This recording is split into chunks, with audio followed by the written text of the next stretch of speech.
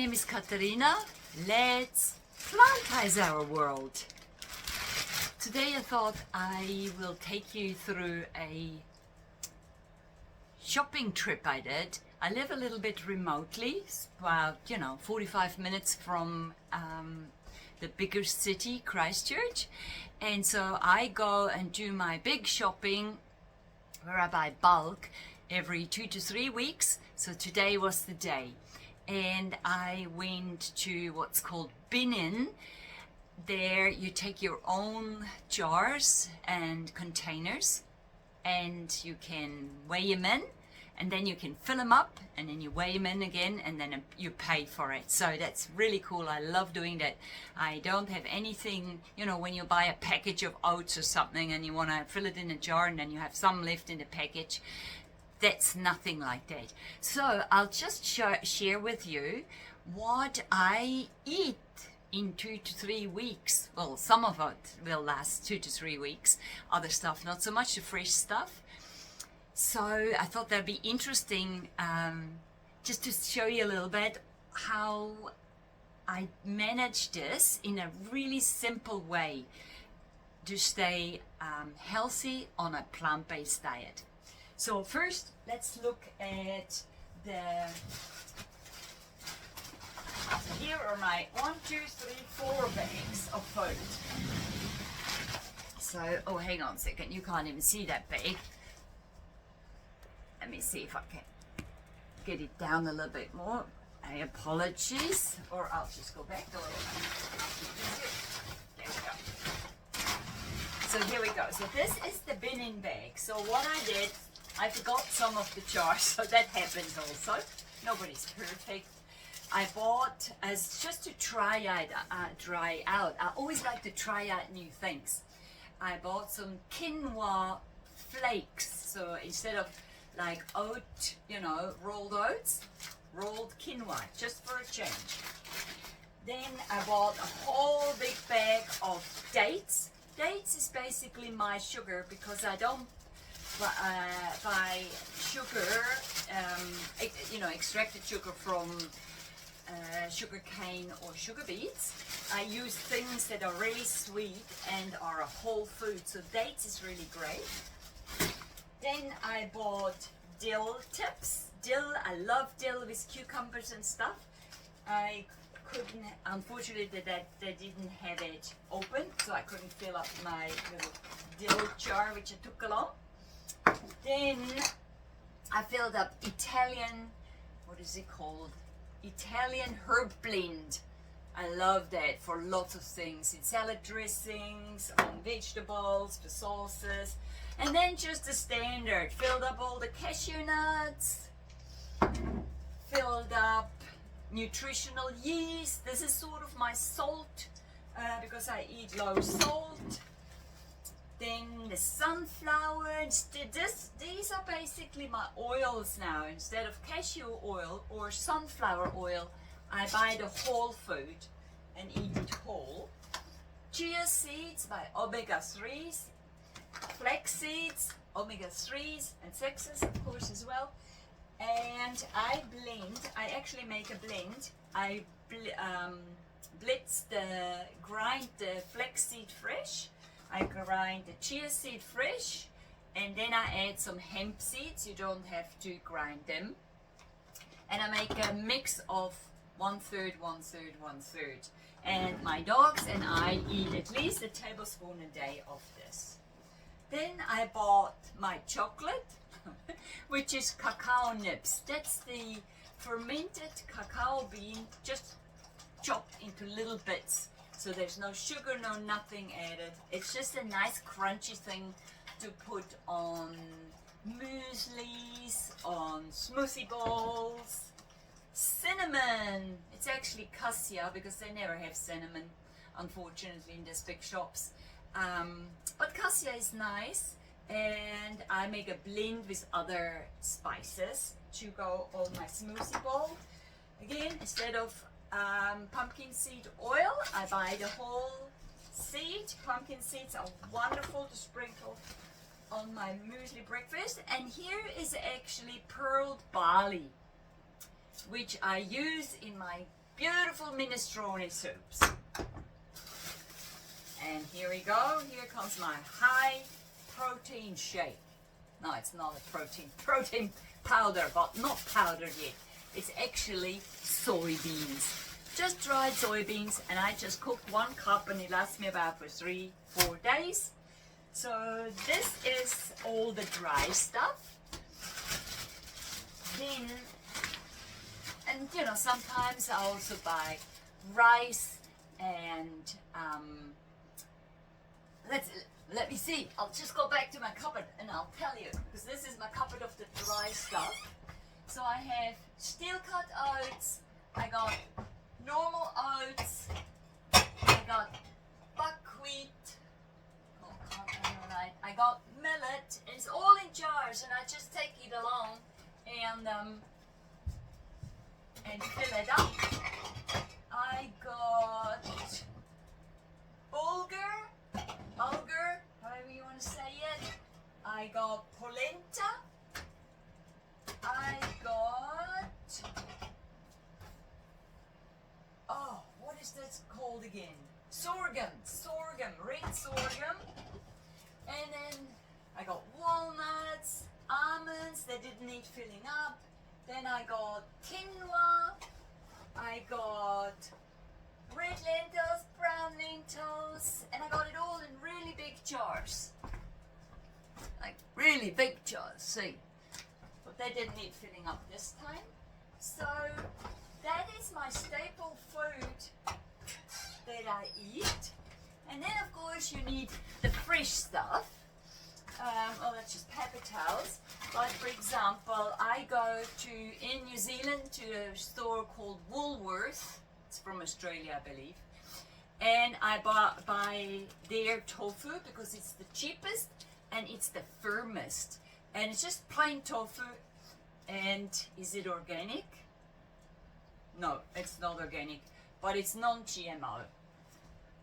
So I buy tofu, then I buy sometimes, that is probably my almost only sort of processed food. Soy milk is also processed. It's pita breads, whole meal pita breads. And I always look a little bit at the sodium because I don't want high salt, you know, in my diet.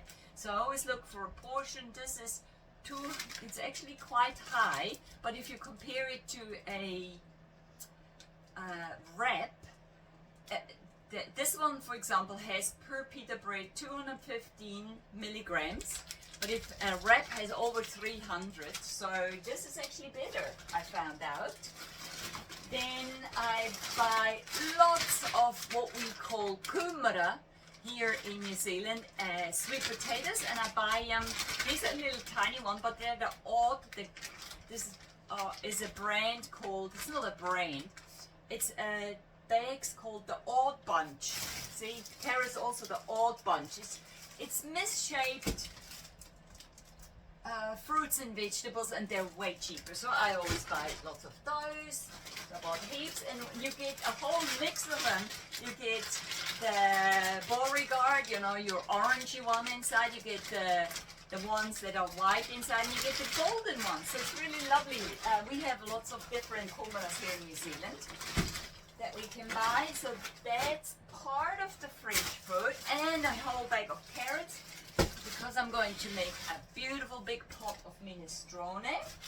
Then I always try to find low salt spice mixes, spice and herb mixes, and I found one, and it's a New Zealand company called Mingle, and they they say no nasties, so they try to have it really pure. So let's see what they have in here. For example, ingredients. Garlic is 61%. So when you read ingredients labels, it's a little hack.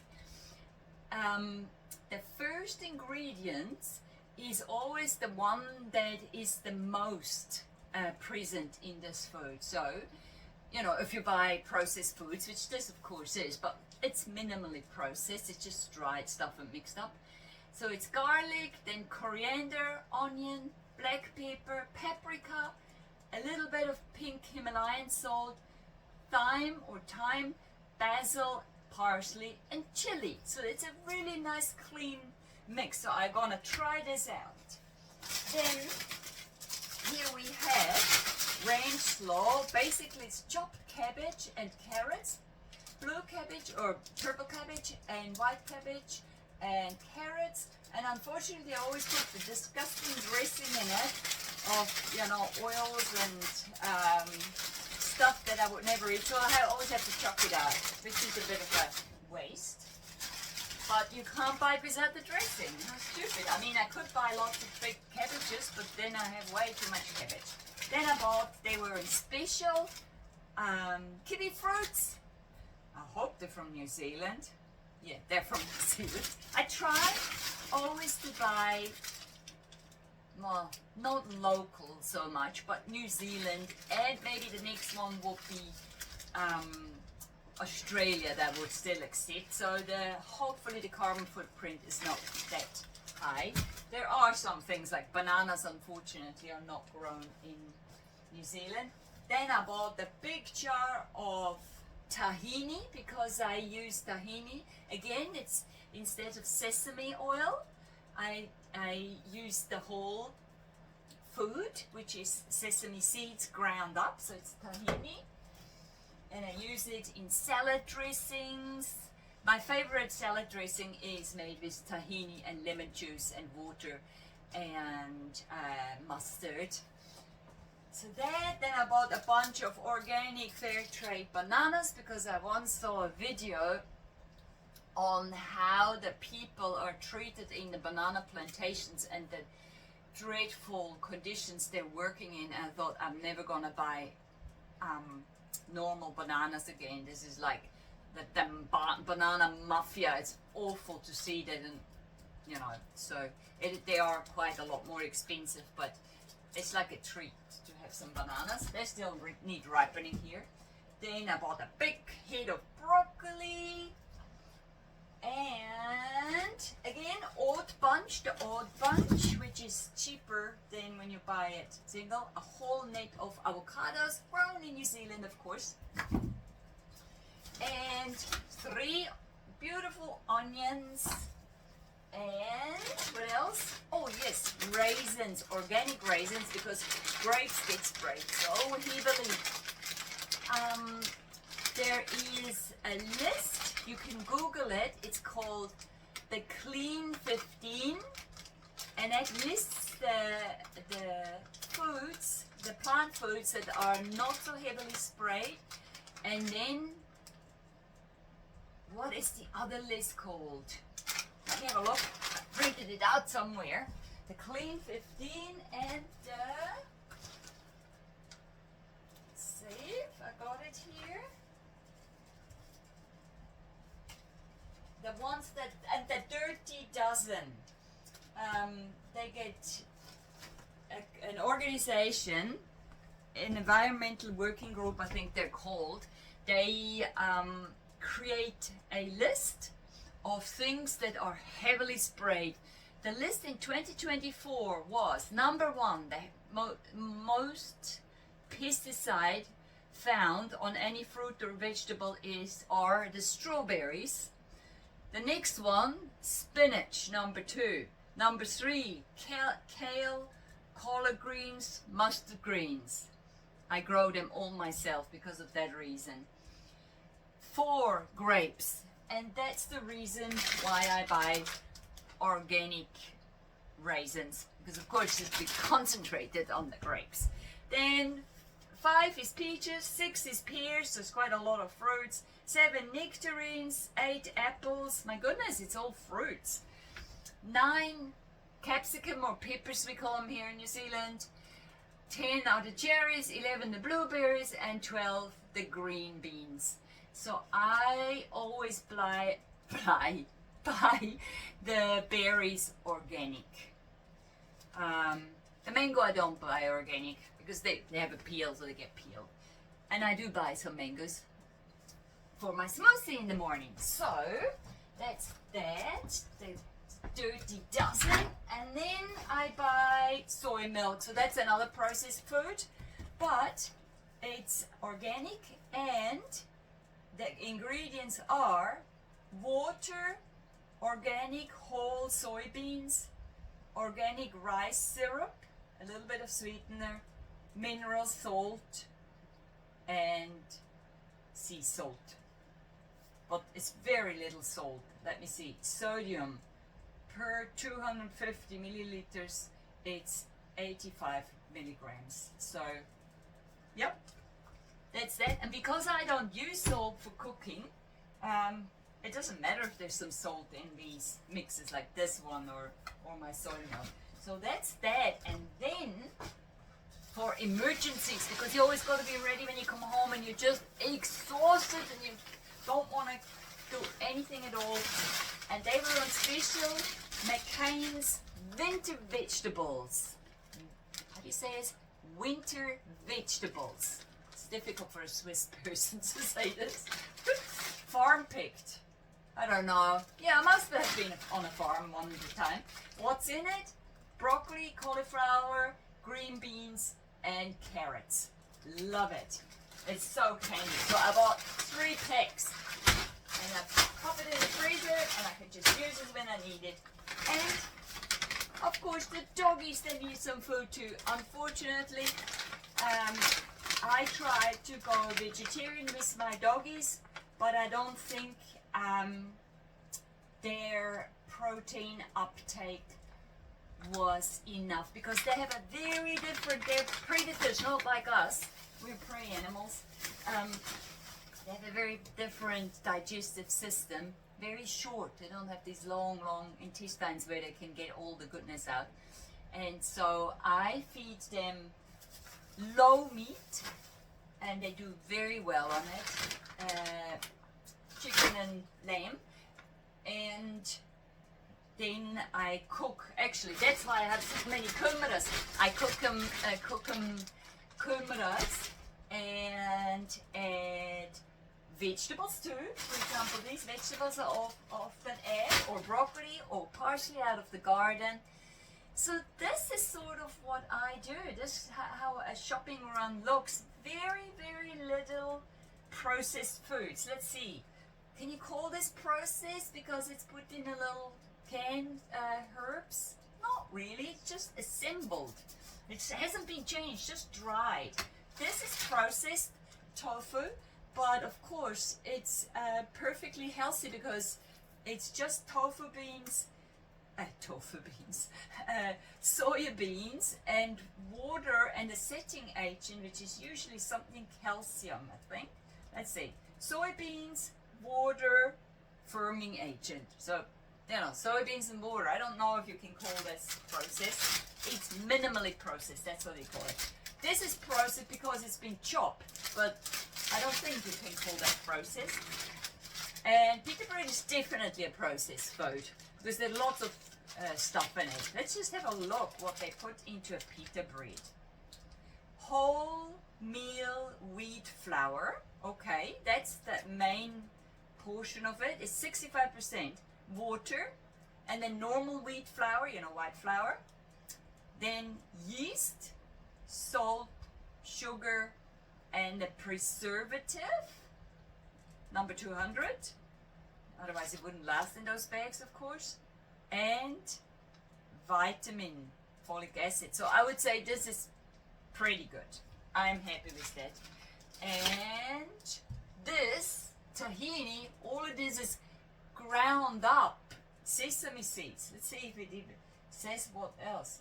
Organic hulled sesame seeds. Yeah, so I don't think you can call that processed, although it is in a can. The sesame seeds have been ground up. That's not processed, not processed. And of course the soy milk is processed. That would be the most processed thing, I think, soy milk.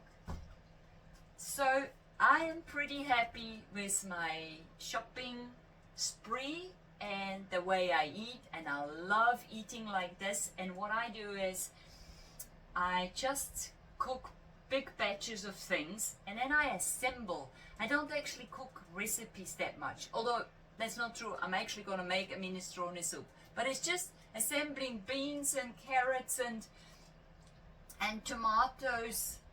It's all whole food. And then I have it for 3, 4, 5 days. And sometimes I bring a friend a bowl or something like that. And that's how we roll in our house.